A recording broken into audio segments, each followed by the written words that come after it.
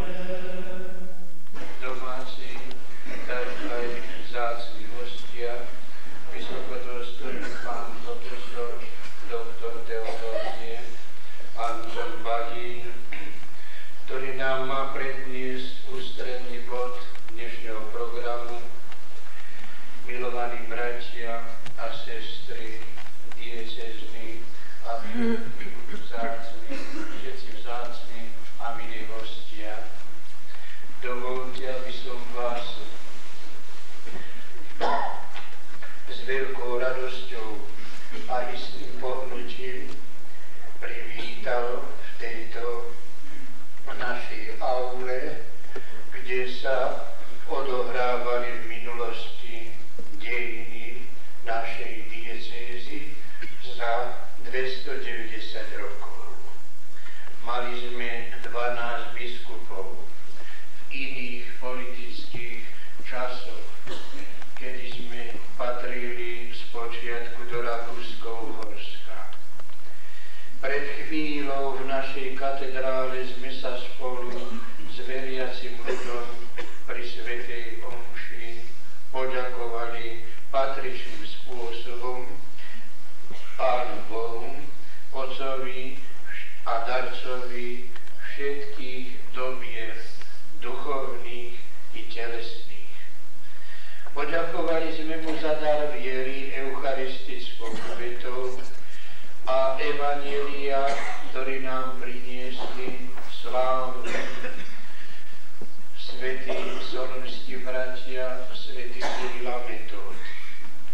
Teraz na tejto akadémii chceme oceniť význam ich apoštolskej misie, siahajúcej dejinami cez 1100 rokov až po dnešný čas.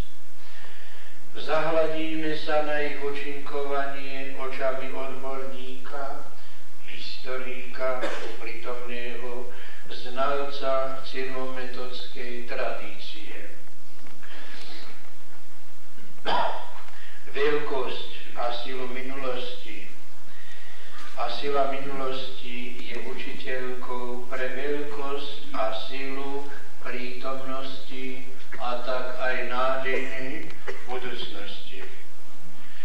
Preto náš pohľad z tejto slávnosti upierame hlavne do budúcnosti. Ponajprv Metodová brázda čaká dnes našu súčasnú prácu ako jeho žiakov. Čaká na nových robotníkov v diele ohlasovania evanjelia. Ďalej našu veľkú túžbu skrýva i Metodová opustená pastierkárska palica, ktorej symbol vidíte tu na ozdobe tejto Alma Mater.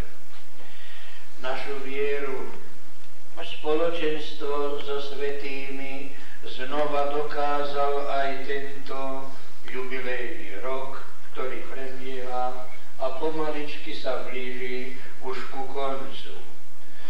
Dokázal tú veľkú orodovnickú prímluvu našich vierozvescov. Boh nás v dejinách i prítomnosti obdaril zvláštnou charizmou prežiť bez väčšej újmy i tie najťažšie položenia v živote cirkvi, keď sme my, kňazi i náš veriaci ľud, odkázaní len na seba, na svoju vytrvalosť, na pevnosť vo viere a na charakterné naše postoje. Sila Božej ochrany a pomoci sa hmatateľne prejavuje celými dejinami cyrilometodskej misie, zvlášť Metodovým životom, ale i potom v ďalších dejinách viery nášho národa. Na pulze nášho náboženského života ju dnes rovnako silne cítime a pociťujeme. Ale je to zároveň pre nás všetkých záväzok pod Metodovou pastierskou palicou na dedičnej roli svätých bratov šíriť evanjelium, ohlasovať Kristovu blahozvesť spásy a vykupenia ešte s väčším zanietením po príklade svätého Metóda, jeho žiakov i všetkých veľkých pastierov minulosti, tak v národe slovenskom, ako i v našom biskupstve, ešte s väčšou starostlivosťou, veď včera i dnes spása nesmrteľných duší je najvyšším zákonom i túžbou všetkých získať pre Krista cirkev v zodpovednosti za všetkých v práci, v modlitbe i v osobných obetiach. Taký stojí pred nami náš prvý národný arcipastier, svätý Metód. Tak nám ho zanechal jeho životopis ako muža čnosti a veľkých činov, pracovitého i výrečného, diplomata i muža plného Božej bázne, verne zachovávajúceho Božie prikázania. Jeho slovo bolo mocné i milé, mocné na protivníkov a milé najmä ku kajúcníkom. Ako muža ráznosti, ale i milosrdenstva, muža vášnivého zanietenia, ale i trpezlivosti. Bol všetkým pre všetkých, ako svätý Pavol, apoštol národov, aby všetkých získal. Stávajme sa teda aj my, bratia kňazi, denne v obetavej službe na dedičstvo viery, ako pastieri duši, všetkým pre všetkých, aby sme naozaj všetkých získali. Jubilejný rok i dnešná naša katedrála nás všetkých presvedčili iste o tom, že nie je márne vkladať do Metodovej brázdy semena znoja, dennej, poctivej, úmornej mnohorazy pastoračnej práce a služby obetavého kňazského života, modlitieb i utrpenia. Žičím vám, ale i sebe, aby na jednom mieste tejto brázdy zložili sme raz obetu celého života v hodine našej smrti, ako ju zložil svätý Metód, tak víťazne, tak pekne 6. apríla roku 885. Aby generácie po nás žili z tejto obety viery a služby a nám všetkým večnosťou v podmene platili slova z knihy Ecclesiasticus, ktoré ste mali možnosť vypočuť v prvom čítaní dnešnej bohoslužby slova. Chváliť nám treba slávnych mužov, otcov to našich podľa ich činov, ako nasledovali po sebe. Ich sláva nezanikne nikdy, ich tela odpočívajú v pokoji a ich meno žije ďalej.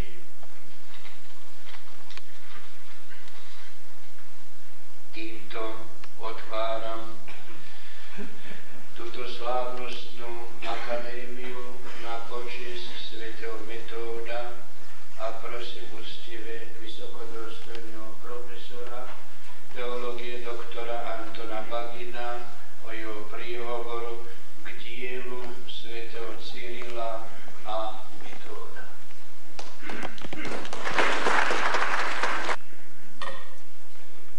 Najdostojnejší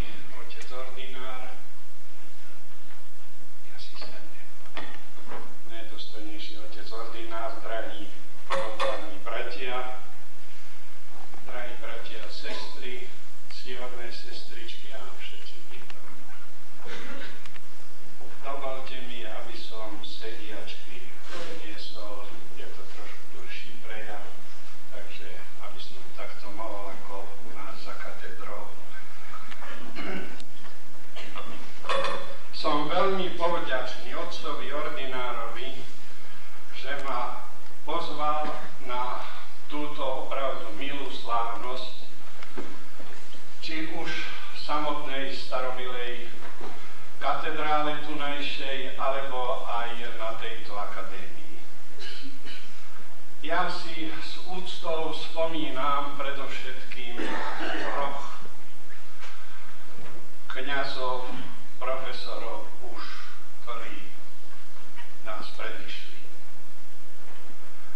Je to predovšetkým profesor Jozef Špírko, ktorý mi v Bratislave prednášal umenie. Je to ďalej profesor Miškovič, po ktorom som prevzal katedru. A je to profesor Jozef Kútnik, s ktorým som dopisoval a ktorý mi veľmi usilovne posielal svoje vzácne objavy. Bohužiaľ všetky nemám a neraz ma aj v liste rešil, že mne odpisujem. Je to už tak s tou korešpondenciou. Čo sa týka tohto predmetu cyrilometodovských otázok, v 67. som prišiel do Bratislavy, ale tieto otázky ma zaujímajú už oveľa skôr, takže rozhodne vyše 20 rokov systematicky sa zapodievam s touto tematikou cyrilometodovskou a môžem povedať jedno. Čím viac a čím hlbšie človek toto obdobie slávnej epochy veľkomoravskej a cyrilometodovskej študuje, tým menej ako si blednú tieto naše hviezdy, naši apoštoli a slovanskí učitelia, a skôr možno povedať, že človek je naplnený čím ďalej, tým väčšou úctou, láskou a obdivom týmto vynikajúcim mužom, ktorí vyorali hlbokú brázdu na poli našej kultúry, na poli mravnosti, na poli cirkevného života. Boli to vynikajúci askéti, vynikajúci svetci. O svetom Cyrilovi a Metodovi dali by sa rozprávať celé hodiny. Dalo by sa rozprávať z rozličných aspektov. Ja sám som sa rozhodol to, čo ma požiadali Olomouci a čo malo byť prednesené na Velehrade.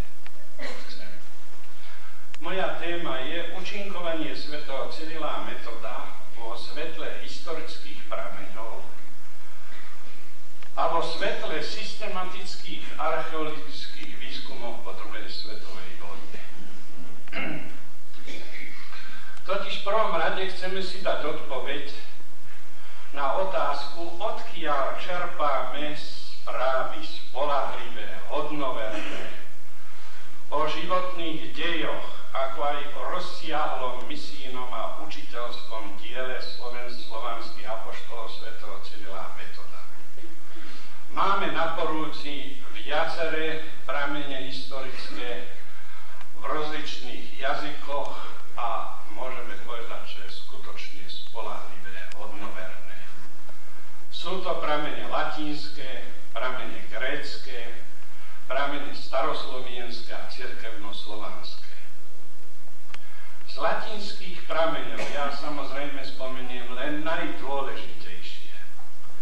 Treba spomenúť predovšetkým listy pápeža Jána VIII, ktorých je veľa hodnoverných faktov vzťahujúcich sa na život a účinkovanie prvého slovanského arcibiskupa svätého Metoda. Osobitnú pozornosť si zasluhujú latinské diela Anastázia Bibliotekára, ktorý bol výborným priateľom solúnskych bratov a patril medzi najvzdelanejšie osobnosti svojej doby. V polovici 9. storočia Anastázius Bibliotekár zohral významnú úlohu v cirkevnom a politickom živote večného mesta Ríma. V latinskom diele o živote rímskych pápežov písal aj o svetom Mikulášovi I a Hadrianovi II, ktorí majú vzťah k našim slovanským apoštolom. Veľmi závažné pre dejiny raného stredoveku sú Anastáziové listy napísané pápežovi Hadrianovi II, Gauderichovi, biskupovi z Veletry a franskému panovníkovi Karolovi II. Biskup Gauderich, súčasník a priaznivec svätých bratov, ktorého katedrálny chrám vo Veletry bol zasvetený svätému Klimentovi I. Rímskému, sa živo zaujímal o nájdenie ostatkov tohto svetca v Chersone na Kríme, ktoré objavili naši svätí bratia zo Solúna. Biskup Gauderich zostavil latinské dielo Vita Constantini Cyrillicum Translatione Sancti Clementis. Pri zostavení tohto diela použil aj obsiahlý list Anastázia Bibliotekára, ktorý bol v minulom storočí objavený. Takže ohromne to potvrdilo pravdivosť týchto vecí. Jozef Dobrovský, patriarcha našej slavistiky, prvý raz nazval Gauderichovo dielo Italská legenda. Zaujímavé, že jeden z podpisov tejto legendy je aj v knižnici metropolitnej kapituly v Prahe. Dôležité fakty o arcibiskupovi Metodovi obsahuje ďalší latinský spis Conversio Vaguariorum et Carantanorum, pokresťančenie Bavorova Korutáncov. Tento spis vznikol v roku 871 v Salzburgu a tam máme veľmi vzácnu správu o konsekrácii prvého kostola na území nášho drahého Slovenska v Nitre, keď na roku 828 biskup Adalrám posvetil tento chrám v Nitre. Nakonečne sú tu ďalšie pramene. List pápeža Štefana V. adresovaný veľkomoravskému vladárovi Svätoplukovi a potom pápežovo komonitórium legátom biskupovi Dominikovi a kňazom Jánovi a Štefanovi. Z týchto dvoch latinských prameňov zase sa dozvedáme, a to hodnoverne, o situácii, aká vznikla po smrti prvého slovanského arcibiskupa svätého Metoda na Veľkej Morave. Vieme, že to boli veľmi ťažké časy. V rokoch 991 až 994 vzniklo v Čechách znamenité latinské dielo Crescente Fide Christiana. Sú to vlastne cirkevné dejiny mladého českého kresťanstva. Autorom je mních Kristián, ktorý pochádzal z okolia a príbuzenstva pražského biskupa svätého Vojtecha. A práve Kristiánovi ďakujeme za správu, lebo máme ju v životoch Konštantína a Metoda staroslovenských, ale ide zrejme o hodnovernú správu, že arcibiskup svätý Metod pokrstil na Svätoplukovom dvore české knieža Boživoja. Z gréckych prameňov spomeniem iba dva. Je to predovšetkým obsiahlý život Klimenta, tzv. Bulharská legenda, a krátky život Klimenta Ochridského, tzv. Ochrická legenda. Obsiahlý životopis Bulharská legenda obsahuje iba najdôležitejšie údaje o solúnskych bratoch, no ale máme tam veľmi vzácne správy o Metodových žiakoch, o svätom Gorazdovi, svätom Klimentovi, Angelárovi. Autorom tejto legendy, tohoto životopisu obsiahlého, bol ochridský arcibiskup Teofilakt, zomrel v roku 1107, pôvodom Grék. Život Klimenta spracoval na základe starších slovanských textov a ústnych podaní. Čo je zaujímavé, jedine v tomto pramení svätý Metod je spomínaný ako spoluautor slovanskej abecedy. Všetky ostatné prameny nám jednotne hovoria, že tvorcom prvého slovanského písma okrúhlej hlaholiky bol svätý Konštantín Cyril. Po živote a činnosti Metodovho žiaka svätého Klimenta, ktorý začas účinkoval ako učiteľ v Ochride a potom sa stal velickým biskupom, sa dozvedáme aj z krátkeho života Klimenta Ochridského. Samozrejme, že autor, poznáme aj meno autora, bol to ochridský arcibiskup Dimitrij Chomatian. Pri spracovaní tohoto diela použil tú veľkú bulharskú legendu, ale poznal aj také údaje, ktoré v iných prameňoch nenachádzame. No, len všetky nevyvolávajú úplnú dôveru. Ináč ochridskú legendu preložili z gréčtiny do cirkevnoslovanského jazyka. Čo sa týka slovanských prameňov písomných, no tých je veľké množstvo.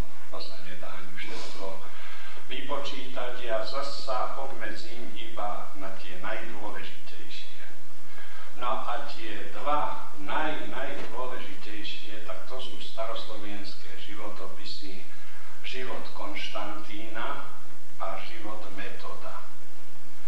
Kým u života Metoda máme najstarší odpis z 12. storočia, tak odpisy života Konštantína sú mladšie. Staroslovenské životopisy svätého Cyrila a Metoda nazývame panonskými alebo panonsko-moravskými legendami, ale nie sú to legendy ako ani tie predchádzajúce, sú to hodnoverné pramene.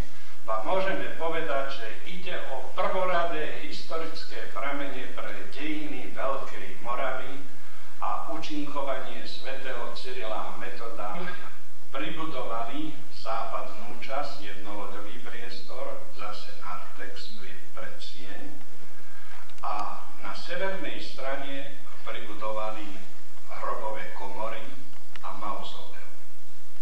Dnes tento komplex v základoch je 23 metrov dlhý, 16 metrov široký a blízo je baptistérium 330 cm priemer, to znamená, išlo o biskupský chrám.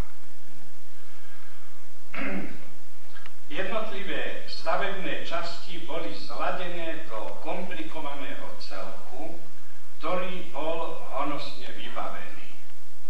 Dosvedčujú to zvyšky strešnej krytiny antického rázu, úlomky mramoru a porfiritu, ktorý bol pravdepodobne z Byzancie dovezený. Sú tam zvyšky omietky so zreteľnými stopami farebných fresiek. Zachovali sa čriepky sklených zdobených tabuliek z okien pozoruhodného sakrálneho objektu. Zaujímavé je aj okolie tohoto trojkostolia. Profesor Hrubý viedol celé tieto vykopávky. Ja som bol mnoho razy priamo na vykopávkach, či v Mikulčici, alebo v tomto starom meste. S profesorom Hrubým sa poznám už niekoľko rokov, ozaj veľmi dobre.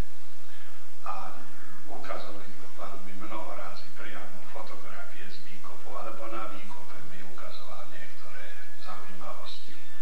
Tak tam je zvláštnosť, sú také stopy po celách, ktoré rozhodne neboli slovanského pôvodu. Čiže nešlo o slovanské príbytky, ale niečo iné. Čo sa domnieva, či to neboli príbytky príslušníkov veľkomoravskej kapituly. To je teda ťažko povedať, no, či už vtedy tam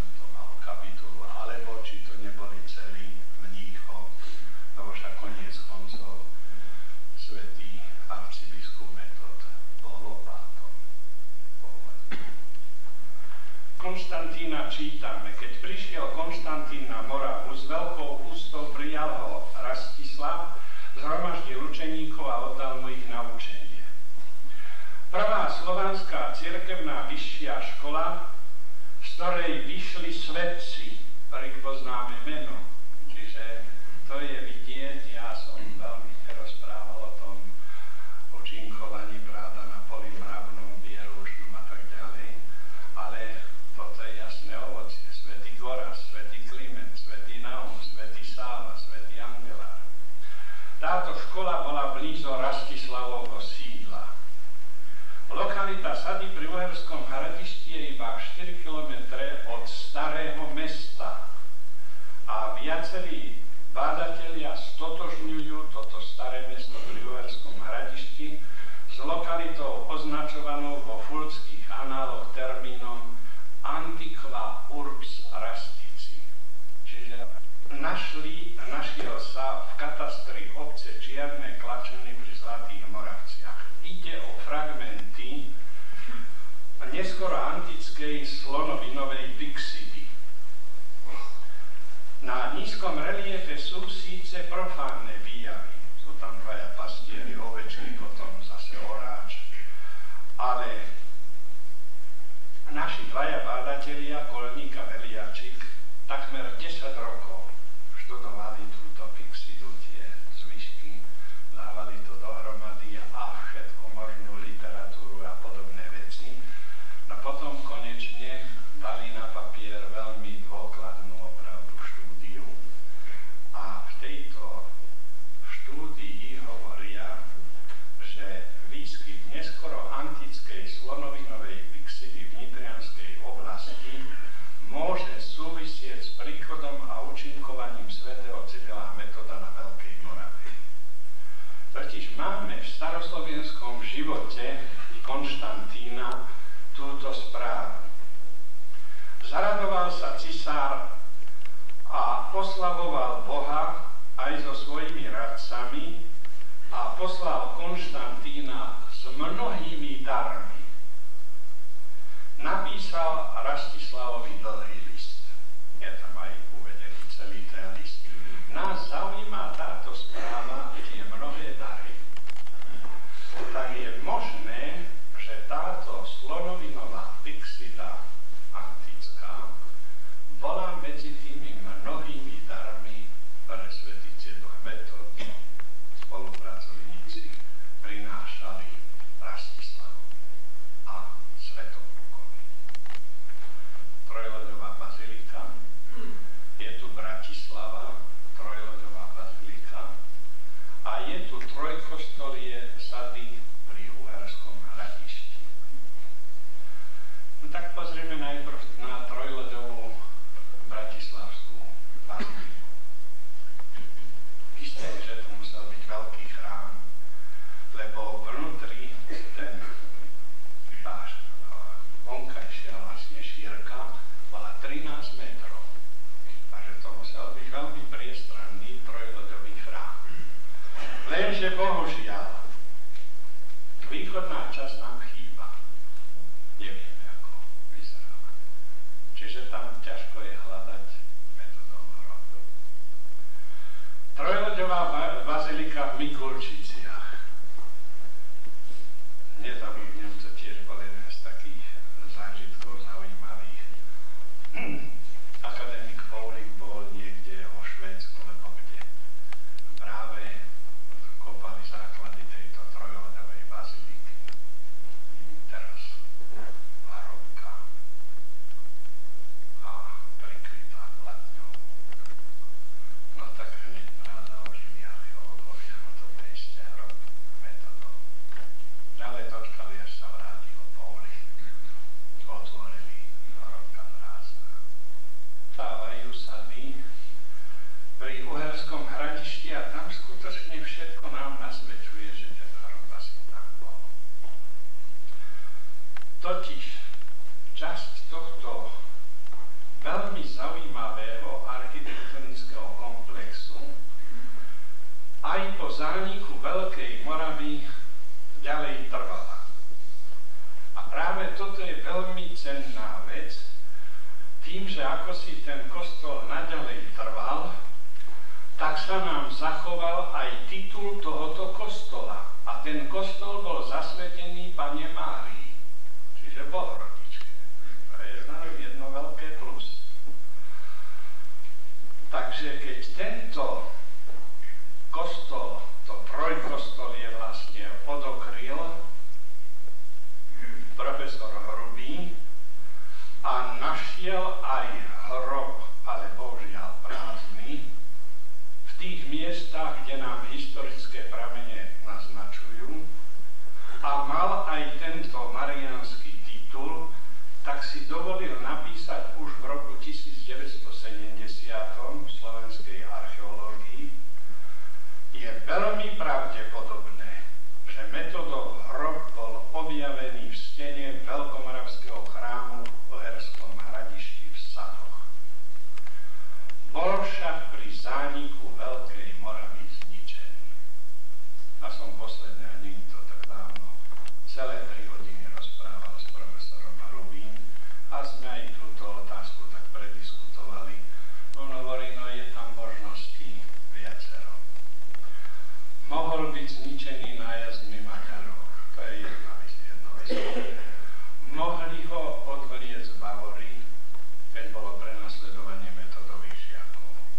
Mohol byť rozobraný na relikvie, lebo hrob sa našiel, ale prázdny, tak videl telo ostatky. A ešte jedna možnosť, že žiaci, keď videli, že hrozí prenasledovanie, že telo svätého Metoda skryli. Takže hovorím, tu je ťažko povedať, čo z toho je to pravé. No a aspoň ten olovený grécky krížik, ktorý má prekrásny nápis: Ježiš Kristus, svetlo, život a víťazstvo. Ten nesporne potvrdzuje prítomnosť svätého Cyrila Metoda v Sadoch pri Uherskom Hradišti. Domnievam sa však, že tento maličký krížik, mal som v rukách originále, to malilinké, domnievam sa, že nešlo o náprstný kríž arcibiskupa Metoda, ale dosvedčuje, že tá misia svätého Cyrila Metoda tam bola. Výskum pokračuje. Vedie ho, hoci profesor Hrubý má už vyše 70 rokov, trpezlivo vedie tento výskum ďalej a má fantastický objav. Zatiaľ nebolo publikované, ja si dovolím síce prezradiť z toho, tak kope teraz priamo v Starom meste. Aj sa chystám ísť na vykopávky, priamo si pozrieť. Je to budova blízko rotundy svätého Michala. Budova 40 metrov dlhá. Základy miestami 3,5 metra hlboké. To znamená, že muselo ísť o poschodovú budovu a je presvedčený, že ide o Rastislavov palác. To rovno mala tam pred mesiacom v rukách, na ktorom je nápis tou krásnou okrúhlou hlavulikou. Čiže všetko to nasvedčuje, že sme ozaj na tej najlepšej stope. Na záver čo povedať? Videli ste, že ani slavisti nepovedali posledné slovo. Ani archeológovia nemôžu ešte povedať posledné slovo. Ja hovorím, že ani cirkev nepovedala posledné slovo, čo sa týka úcty svätého Cyrila Metoda. Aj východná, aj západná si ich ctí. Veľký podnet k úcte nesporne dal pápež Lev XIII. Tou krásnou encyklikou Grande Momus. Veľký podnet dal terajší svätý otec Jan Pavol II tým, že ich vyhlásil za spolupatronov Európy. Ale domnievam sa, že cirkev ešte posledné slovo nepovedala.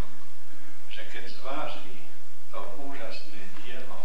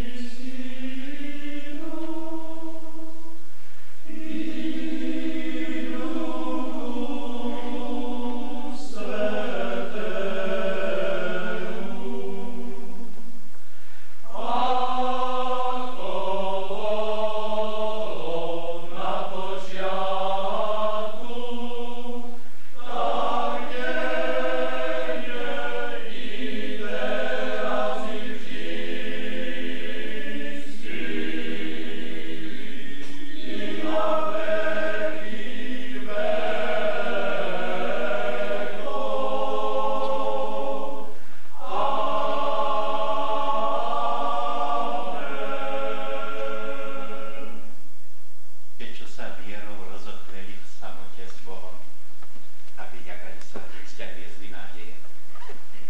Slnko sa štedro rozleje, keď človek padá tvárou k večnému.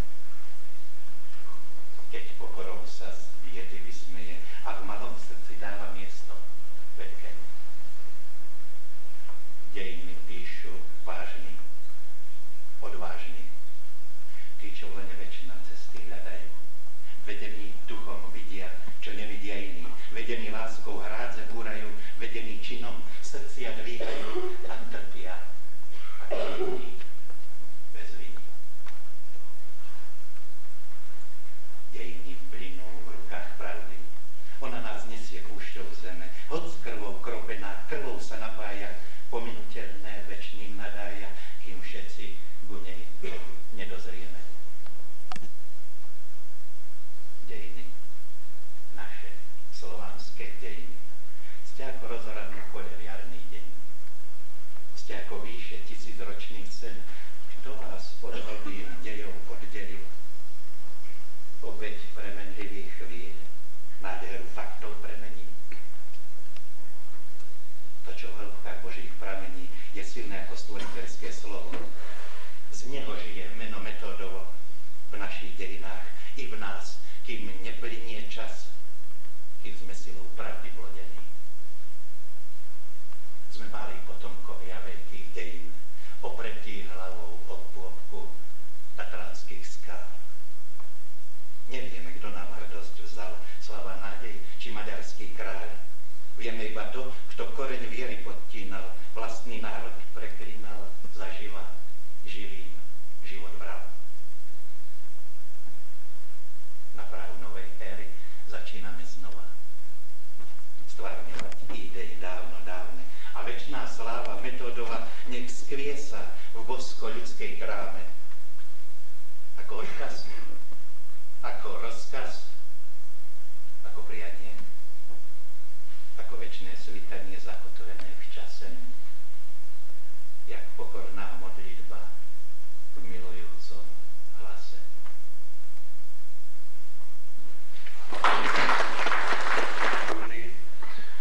Aby sme poďakovali za program, ktorý sme vypočuli všetci tu s veľkou pozornosťou a s láskou.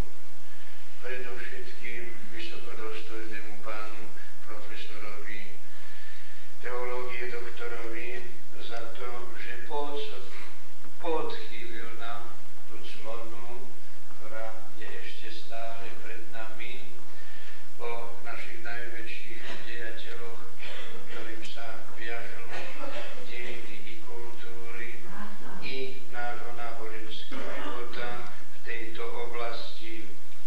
Je dlhoročným pracovníkom v tomto smere. Zúčastňuje sa všetkých sympózií i u nás, i inde v zahraničí, ktoré sú mu dostupné. Veľmi pravdepodobné, že osada, ktoré je tu nedaleko rezidencie, za touto cestou, kedy si viedla historická cesta do Levoče od kláštora ku novému stredisku, teda do Levoče, kultúrnemu stredisku, že sa to viaže na dobu cyrilometodskú. Spomínal viackrát vysokodôstojný pán profesor sídlo velického biskupa, a to už neviem, či akejsi megalománie, alebo z akejsi z lokál patriotizmu vznikla domnienka, či ten velický biskup náhodou alebo skutočne nebýval pod Tatrami vo veľkej, čo je čiastka Popradu.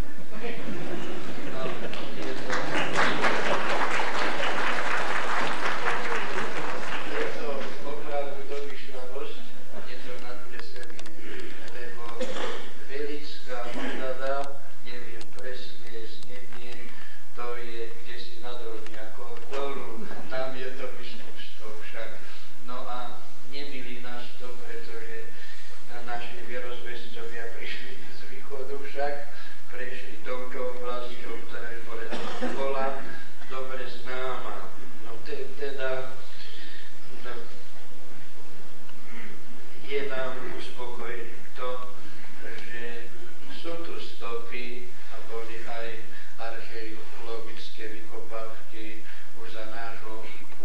povedia skoro 12-ročného do blízkosti katedrály, kde bola nájdená krypta, veľká krypta, mŕtvol, ktorá poukazovala na to, že tu boli hodnostári alebo reholníci, však benediktíni v tom čase, alebo bola to kapitula už, ktorá po tatarskom pléne teda bola zničená, zdecimovaná a tak vznikol aj tento cintorín. To všetko je predmetom veľkých výskumov. Je vďačný pánu profesorovi, že venuje sa týmto veciam historickým a dúfame, že raz uzrieme svetlo pravdy, ako to skutočne teda tá Veľkomoravská ríša a tá metropola svätého Metóda siahala skutočne ďaleko i podľa historikov poľských a iných až ku Krakovu.